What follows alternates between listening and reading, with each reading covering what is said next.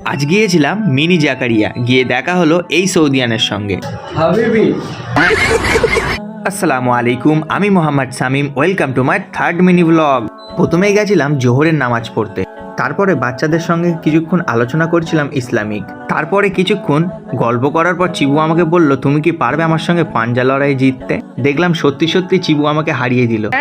তারপরে আসরের নামাজের পর গিয়েছিলাম সিলিকন ভ্যালিতে। এখানে দেখা হয়ে গেল শামিম মার্কের সঙ্গে। তোমরা কি শামিম ভাইয়ের ভিডিও কেউ দেখেছো?